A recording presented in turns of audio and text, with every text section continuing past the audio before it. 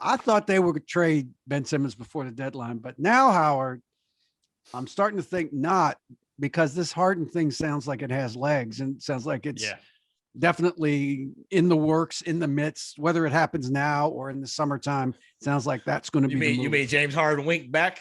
Is that what happened? Right. Has anybody checked who he's followed or unfollowed recently on Instagram? Right, exactly. Because that's when you know. Yes.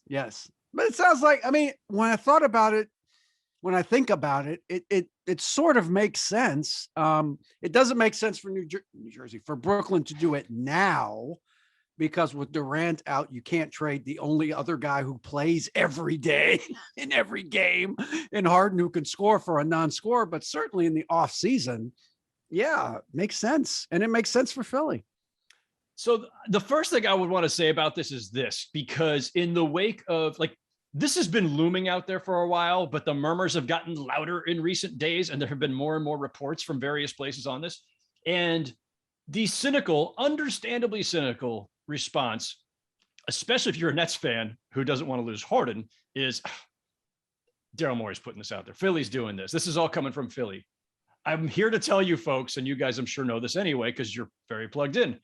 This isn't coming from Philly. It may also be coming from Philly. Right. But when I've heard it, it's been from other teams that are not Brooklyn and not Philly.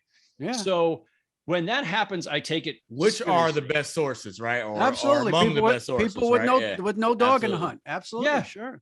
And this is like the last person I talked to about this is an executive with another team.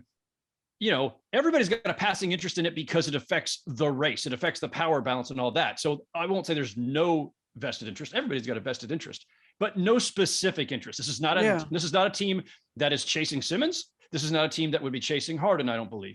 And so they're a bystander who is simply plugged in as well and hearing these rumblings. And I think it's got legs to it. Now, you guys know as well as I do, the NBA grapevine, very chatty, very active. If not, we'd all be out of jobs. But sometimes wrong, right? Yes. Everybody in the league, 99% thought Kevin Durant was leaving Golden State for the Knicks, not the Nets. The grapevine was wrong that year, but they were sure. Like, everybody talked about it as if it was like a dead certainty. But we weren't wrong about him leaving. No, we weren't wrong about him leaving, though. Yes. I'm with you, Marcus. No, they were not. They were absolutely right about that. They did not get the destination right, but I think there were probably good reasons for that. That's for somebody's book for another day. But I think the Harden thing, I believe, has absolute legs to it, and it's not necessarily a bad thing for the Nets, by the way, because if you have a fully healthy and engaged and active and not part-time Kyrie, and a fully engaged and active and healthy Kevin Durant, I think you can make the argument that Ben Simmons is the better third wheel than Harden. Because he's going to guard people. He's the guy that's going to guard everybody and get deflections and pass the ball and get Kyrie off the ball. It makes all the sense in the world for Brooklyn to do it just after this year when they have, a year to a training camp and everything. But yeah, I mean, to have two primary scorers and two lethal primary scorers and another, I mean, Simmons is not look, we all know Simmons has offensive limitations, but even if he's just getting it off the glass in transition, he's going to score 16, 17 points a game. And he's not required or especially asked to be an offensive option on a Brooklyn team with Kyrie and KD as your primary scorer. So it works. The one thing I wondered, Howard, was, does it work for Philly? And the reason I say it's not because James Harden's not talented. I'm not saying that. He's obviously a great scorer. But, Embiid is a guy that needs the ball in his hands to be at his best. It makes no sense for him to be a screener and a spot up shooter or any of those things. He's not a roll man to the basket necessarily. He is a guy, get him the ball on the block, let him face up, let him square up and go do his thing. And Harden's not a spot up shooter either. That is where I think, I'm not sure if the mix works, but it's a better mix than Simmons and Embiid, to be sure. Yeah. Look, if anybody were to conjure the best co-star for Joel Embiid, I mean, Ben Simmons, obviously the two of them have functioned at a very high level and could still, if Ben Simmons were willing to actually put on a uniform and play basketball. Yeah. But the ideal version is a primary ball handler who also can shoot and shoot from range and shoot accurately enough to keep the defense honest and to do a lot with the ball in their hands.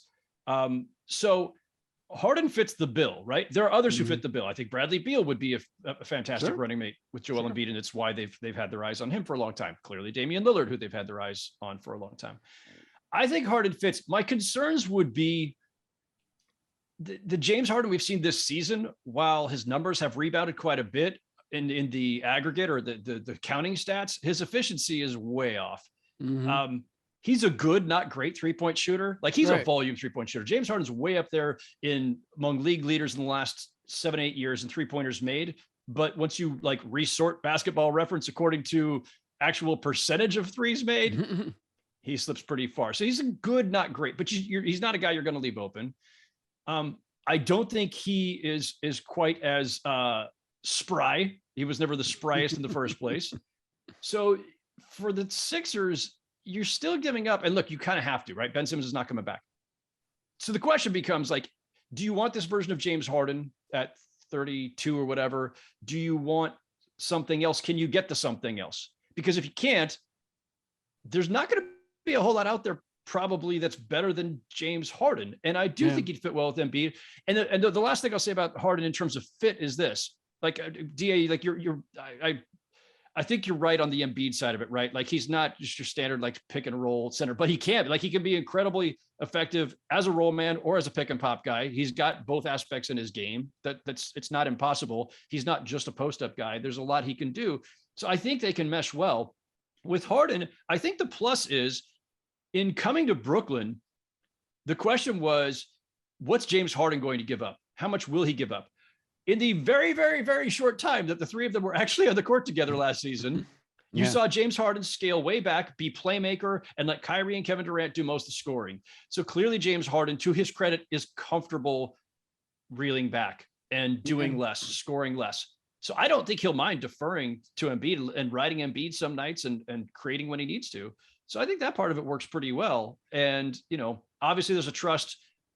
Harden and Daryl Morey, Harden and Michael Rubin, one of the co-owners of the Sixers. And that's Meek a well-documented relationship. Yeah, sure. So yeah. Are you talking? Here, there you are. here's the part that I'm curious your take on this. To me, it makes a lot of sense for both teams, actually, especially when you consider Harden. I think the real struggle with Harden has been finishing inside the three. I think that's where he's not. I mean, he's never been a mid-range guy, but he's not getting that two. And I think that's what they need the two. They need the interior scoring. But the part that's tricky is they came together to build this kind of super team. And now this will be year 3 where it didn't happen. Presuming it doesn't happen this year, right? They don't have this magical run, which is very possible. How does that get Kyrie back? Right? Does that get, does this having to refashion this vision that was crafted back in 2019, is that a workable thing? Because essentially they would be starting over because you got to get different pieces around the fact that it's Durant and Simmons and possibly Kyrie instead of, so I wonder now, how realistic is that? I mean, obviously Durant is so great that you could create a championship team around him whenever, right? But how does that work from, Steve Nash taking over this team, expected to have these 3 superstars and going on this run and then not happening and now having to kind of rejigger the plan? Yeah, well, let's actually go back even before that, right? Like Kyrie and Kevin Durant, year 1, you knew was, a toast year anyway, because Kevin Durant was going to sit out the first entire season with Achilles. So year 1 is just Kyrie, and then he only plays 20 games because of injury. Year 2, you've got the two of them together for a time. Then you bring in Harden, and then you're constantly losing one or the other, or 2 of the 3, whatever. And now we're here in year 3. Kyrie because of his vaccination status. Kevin Durant's out. So the entire time, forget the big three, even their big two has never really had much of a chance to do anything in Brooklyn. And so the whole thing has been kind of a dud, frankly. And, look, that said, they went on a pretty exciting playoff run last spring. And if not for injuries, maybe they get to the finals. And could do it again, right? And could do it again. But Right. I think for a team that just brought these stars together, who are all still in various parts of their, prime to late prime, right? They're not all 25, 26, 27, but they are still all, if not at the top of their games. I mean, Kevin Durant still is when he's on the court. Kyrie's still at the top of his game when he's on the court. Harden's maybe a little bit off.